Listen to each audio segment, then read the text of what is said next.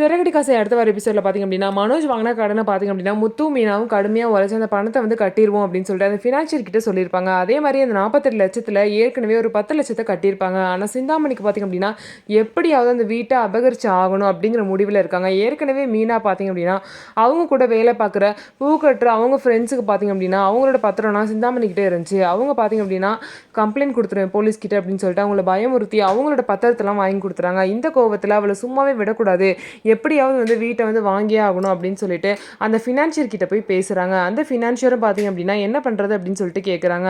அதுக்கு வந்து சிந்தாமணி சொல்கிறாங்க, இந்த மாதிரி எனக்கு 38 லட்ச ரூபாய் வந்து அவசரமாக வேணும்னு சொல்லிட்டு நோட்டீஸ் விடுங்கன்னு சொல்லுவோம். அவரும் வந்து நோட்டீஸை வந்து பார்த்தீங்க அப்படின்னா விஜயா வீட்டுக்கு விடுறாங்க. அந்த நோட்டீஸை பார்த்தோன்னே ரொம்பவே ஷாக் ஆகிடுறாங்க.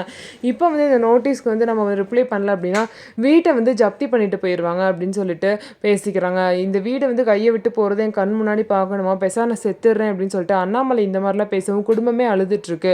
வீடு வந்து நம்ம கையை விட்டு போகிறது என்னால் கண்ணால் பார்க்க முடியாது, அதனால இந்த வீட்டை விட்டு கிளம்பிடலாம்னு சொல்லி முடிவெடுத்து குடும்பமே பார்த்திங்க அப்படின்னா வீட்டை விட்டு கிளம்புறாங்க. இவங்க எங்கே போய் தஞ்சம் அடைய போகிறாங்க அப்படின்னு சொல்லிட்டு வெயிட் பண்ணி நம்ம பார்க்கலாம்.